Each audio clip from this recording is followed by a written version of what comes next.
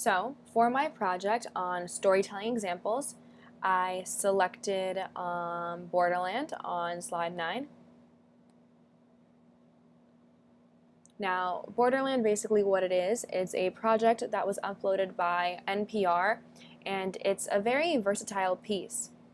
So when you first click into it, it shows you how many vehicles have legally crossed the border, how many pedestrians have crossed legally, how many people have been detained for illegal entry, how many pounds of marijuana have been seized, and how many ounces of cocaine have been seized.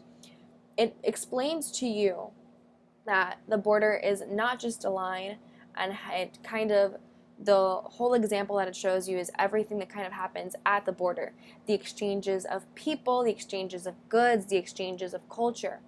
So as we continue more and more into this borderland example, this storytelling example that they give us, you kind of get more of a feeling of what actually occurs. As a New Yorker, I feel that to many of us, the border is just kind of a place where it's just discussed. It's not something that we actually feel. So that's why I decided to pick this, because as a Latina, it's something that I feel like I need to have a better understanding for, just because I'm Dominican, so it's not something that really I've ever learned about. Everyone in my family has come to New York from um, just like the coast. No one's ever come through the border, so it's something that I really wanted to learn about, and that's why I decided to pick this one.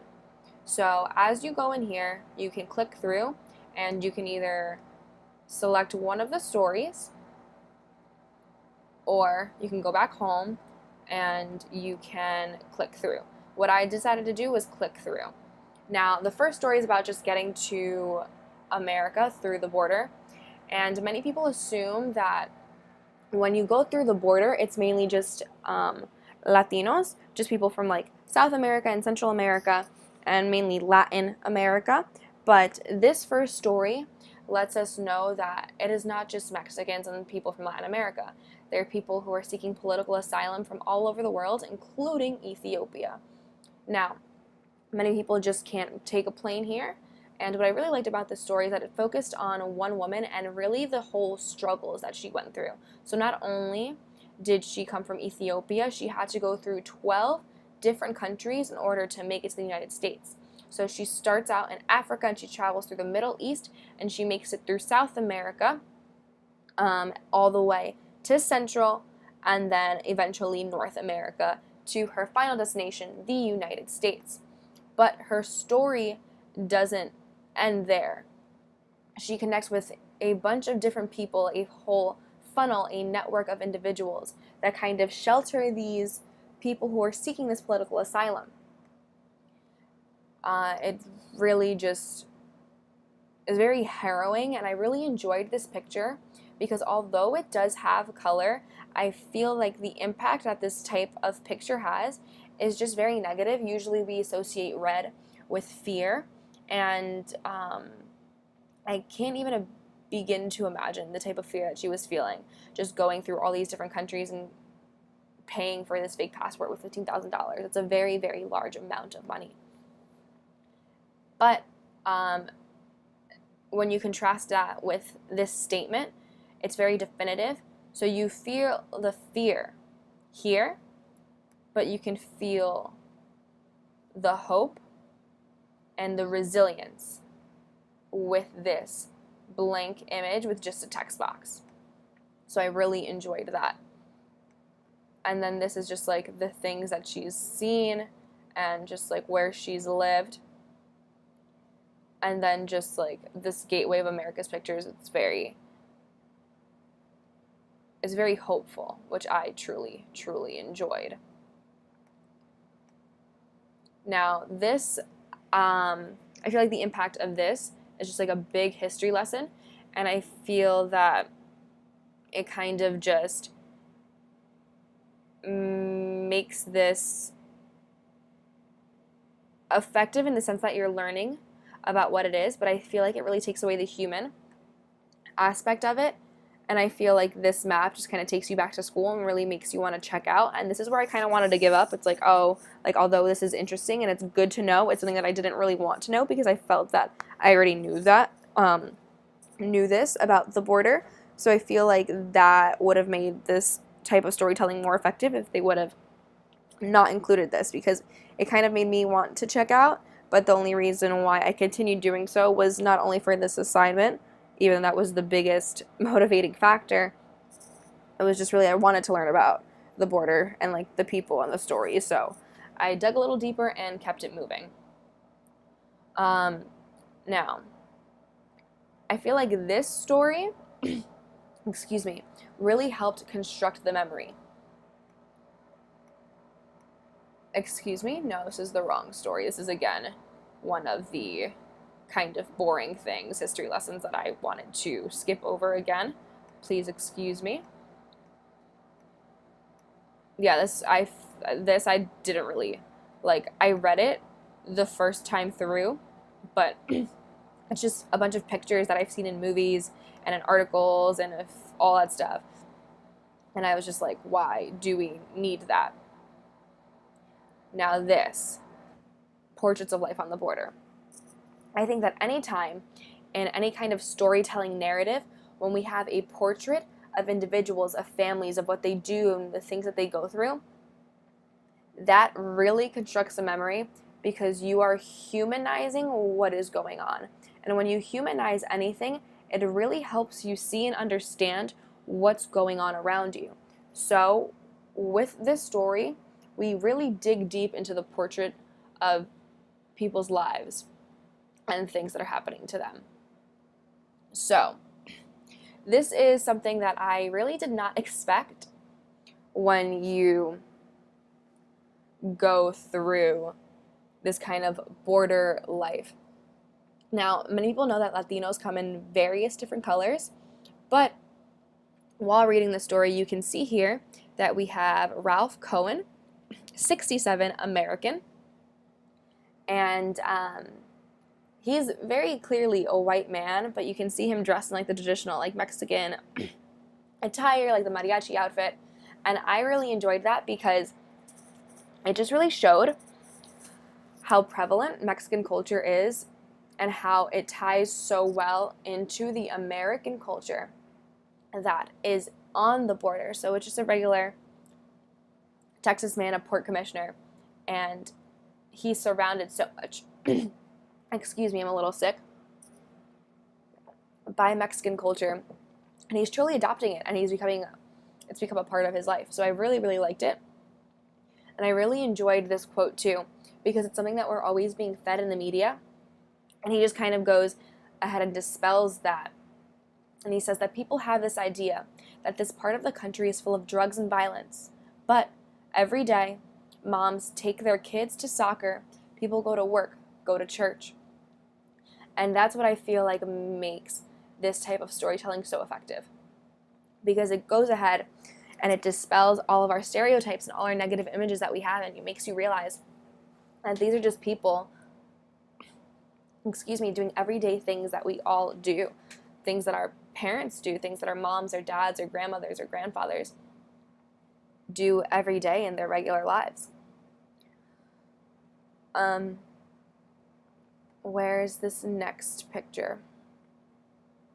This one I really also enjoyed because, again, it really, once again, dispels that stereotype.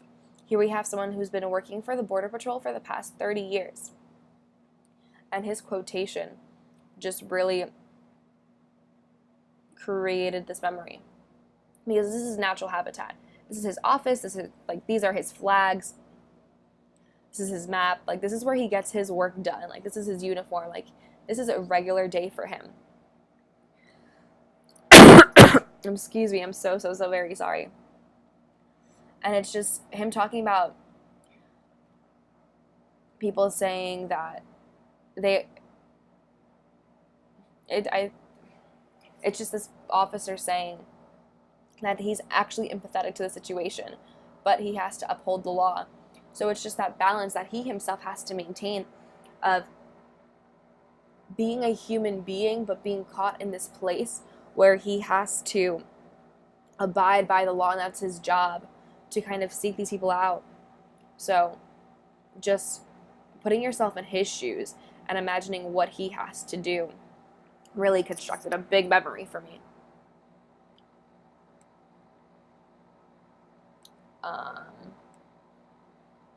I didn't read this. This story I did not read because I was very afraid of what I was going to read. And I think that's just my own personal stereotype. And this topic is very sensitive, but I just didn't want to read this because just this image was very harrowing to me, and I just didn't even want to know what this man had to say about just Border Patrol in general. I think it's very ridiculous. But that's also my own stereotype. So I'm trying to dispel that myself. I think that one of the things that kind of makes this less effective, this form of storytelling, is this clicking.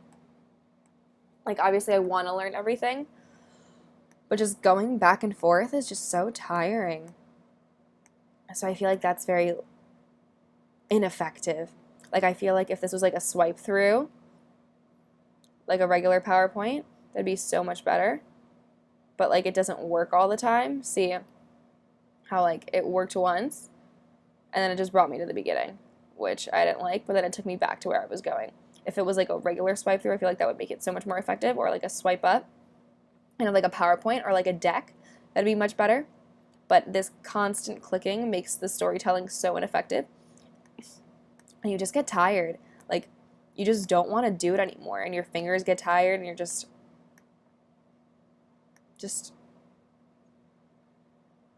you get bored easily, which really bothered me because it's something I'm passionate about and I really want to learn about. So for this kind of format to make me not want to continue made it ineffective. And I really feel like the deck just being more like swipe and something like that would be much, much better. But I think that's just me being nitpicky, but also at the same time, my fingers really are getting tired, but it could be that I was like at work the entire day. Oh, this story was one of the most effective ways of kind of displaying this message. And I think it goes back to me not having to click through because it's a video. Excuse me. So I can just sit and play the video itself, which was very great. I think it was the best idea they could have done. If they would have included more videos instead of a deck, it would have been better. But once again, that's just personal opinion. And also just having someone speak to their experiences and kind of read their facial expressions to really see and kind of hear their voice crack about things that they've experienced and losing family members and being alone and having this fear. Sure, fear, excuse me, can be seen on a face. But there is nothing compared to a face and a voice working together to tell a story. And more videos really, really, really would humanize this form of storytelling. And I think it would be very, very, very effective. Another great thing that I loved about this is that we talk about the people in Texas, the people on the border, people from all over the world utilizing the border. But something about food is so universal because obviously we have to eat, but we all hopefully do enjoy our food. So just kind of getting a recipe of things like this, how it's very inexpensive, like tostilocos, I thought was the coolest thing because it's just like people doing what everyone does, is just like grabbing a quick cheap bite to eat and just enjoying it because it tastes good and it's inexpensive. So just this little tutorial was very fun and nice. So I really, really enjoyed that. It just made me feel like I was there in the experience. I think it would have been better, once again, if it was a video, you could hear the person preparing, kind of chop everything up and rip the bag open, because that kind of brings you home And it reminds you of just like when you're small and you like watch your family hopefully cooking for you, which is really cool. I think food is something that really, really needs and requires the sounds of just like everything chopping open and the dicing and the slicing and the ripping. I think it's something that really would make this more effective. But I think that it really is still impactful and still helps construct the memory because it's something that we can all relate to. It's just food. And also it looks really yummy. Who doesn't love a good street food? Wow. Enjoy. You look so happy. Also, just like, these are more humanized things. People just like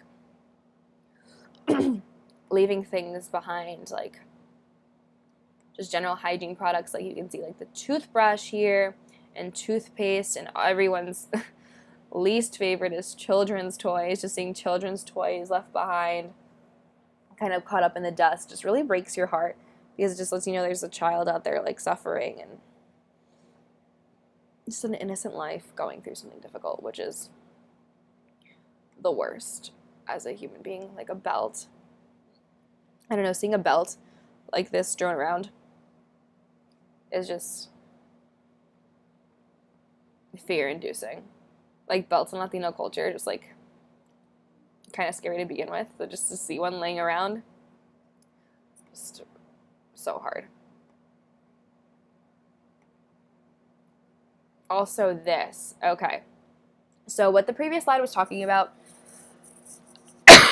excuse me, I'm so sorry, was how obviously like to cross a border, to be walking long distances, hiking shoes would be best, it would be optimal, but they're extremely expensive and they leave tracks in the dirt. So that would leave them to be more open to being tracked by just like border patrol. So they kind of improvised and made these carpet shoes so they don't leave marks. And just like the ingenuity and the ability to create something like this is so smart, but just like imagining walking those longs of distances on carpet shoes just was really, really sad. Just like their poor feet, like their poor bodies, like so much aching, so much stress, so much duress on the bones. And this was really hard. This really constructed a narrative for me. Obviously, as a woman, excuse me, all women fear rape. Rape is something that we all are very scared of just because like it's in our culture, and it's really hard. You know, just to know like these women are like in situations where they know they're totally going to get raped and they travel with condoms so that way when they get raped they won't get pregnant is just so scary. Like you imagine just like as a woman, not even for your own like sexual safety and for you yourself just practicing safe sex, but like you go outside with a condom because you're like, well, I'm probably going to get raped today, so I might as well just be like, hey guy, hold up, I'm prepared. Like this is crazy. That's so crazy to me.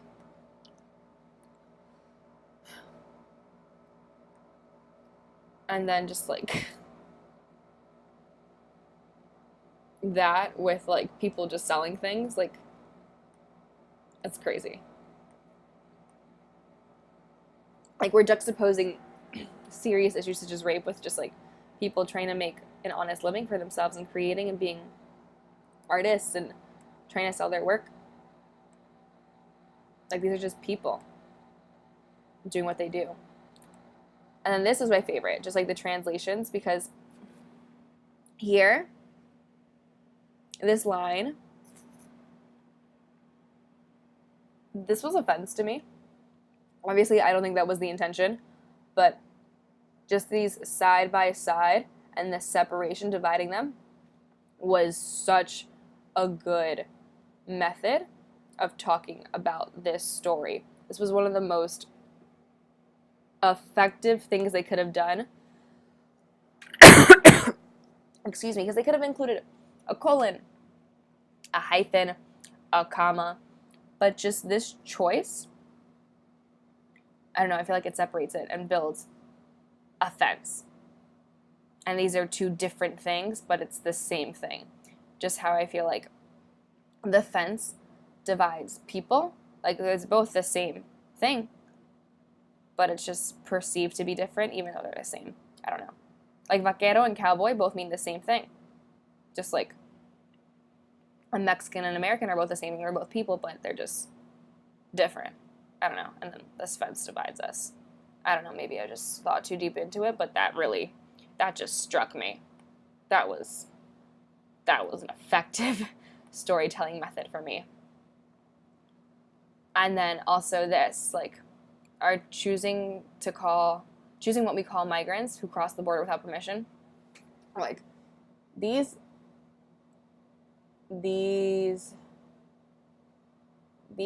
four, and then